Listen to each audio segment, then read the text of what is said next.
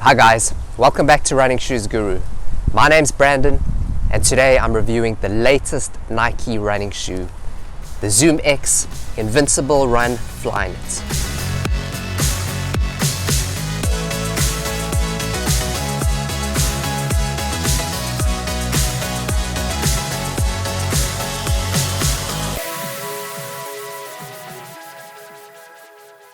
As a shoe reviewer, I get to test a lot of good running shoes, but very few of them stand out from the crowd. Every now and again, a shoe comes out which completely defies the norm and is unlike anything else on the market. Take everything you know about max cushion trainers and throw it out the window. The ZoomX Invincible Run is a truly unique marvel. This is the shoe that everyone has wanted for a really long time. A full-length, 100% ZoomX midsole in a daily training package. It has a drop of 9mm and weighs 9.8 ounces for a men's standard US 9, which is on the heavy side, but it's lighter than the Triumph 18, Glycerin 19, and much lighter than the Ultra Boost 21. I've run 50 miles in the shoe, and I can't wait to tell you how they performed.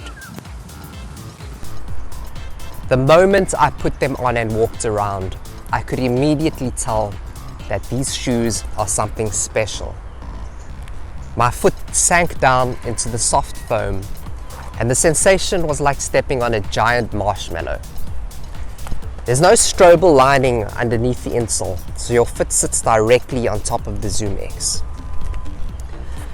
The midfoot felt narrow, but the arch wasn't as prominent as in the Nike Infinity Run. My first run was a 12-kilometer easy run, and it's engraved in my mind because I'd never felt anything like it before. It felt super bouncy, very soft, and very responsive all at the same time.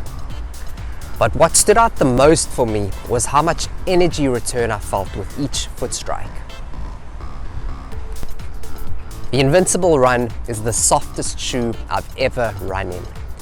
And it's even softer than the Clifton 7 because ZoomX compresses a lot more than traditional EVA.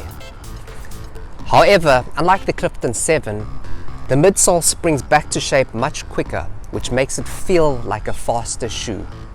There are two sections on the sides of the forefoot which bulge out to create a more stable ride. And I found that these worked really well. The Invincible Run didn't feel at all unstable, and to me it felt even more stable than the Infinity Run. I did my usual 40-kilometer test run in it, where I put the shoe through the ringer and I run all types of paces, from recovery up to tempo. And the Invincible Run could handle them all. It's a really versatile shoe which has enough pep and dynamism for short distances and enough long distance cushioning for even a marathon. The only thing I wouldn't use it for is 5 and 10 kilometer races because the midsole compresses a bit too much and it's a bit too much shoe.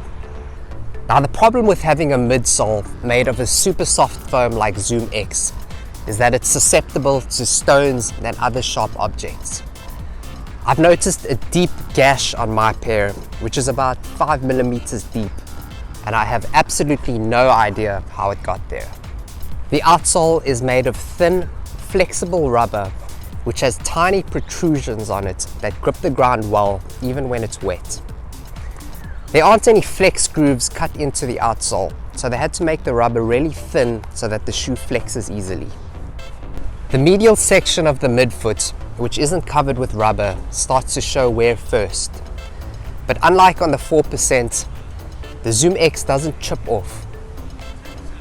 I've seen the most wear on the outer lateral heel posterior, where the protrusions have worn down, but the outsole hasn't worn down to the midsole yet. I wish Nike had used some of their more durable carbon rubber on just the high wear areas. The upper has no major flaws and it fits me like a glove. Nike says that this material is Flyknit, but it feels more like engineered mesh and it has very little stretch to it. Foot lockdown is superb and I experienced no heel slippage. The thick laces, which are like ropes, are shorter than most laces, but I was still able to do heel lock lacing. It fits me true to size, but the fit is really narrow, so there isn't much room for your toes to splay. The Nike ZoomX Invincible Run is like a breath of fresh air. And I really think it sets a new standard when it comes to max cushion trainers. Similar to how Nike was the pioneer with the carbon-plated super shoe, I think all the other brands will be playing catch-up to the Invincible Run. Most of Nike's premium trainers don't deserve the hype that surrounds them on release. But the Invincible Run is a rare gem that actually lives up to the hype. $180 is a massive price tag, but if you compare it to the Ultra Boost 21, which is the same price, the Invincible Run beats the Ultra Boost 21 in every category. It's softer, more cushioned, lighter, and has better foot lockdown. So yes, I do think that the Invincible Run is worth its asking price because it's unmatched in terms of softness and energy return. I'll be using the Invincible Run as a daily trainer because it's such a versatile shoe and it excels at most types of runs. If you're looking for a durable workhorse that can handle over 1,000 kilometers of running, then the Invincible Run is not the shoe for you. ZoomX is too brittle and fragile, and its outsole is not as tough as the outsoles on the Pegasus 37 or the Vomero 15. But if you like a really soft shoe that's similar to the Clifton 7 or the Nimbus 23, then the Invincible Run will be right up your alley. So far, the ZoomX Invincible Run is my early front runner for the best daily trainer of 2021. If you've also run in the Invincible, let me know what you think of it in the comments section below. Thanks for watching, and please remember to like the video and subscribe to Running Shoes Guru if you haven't done so.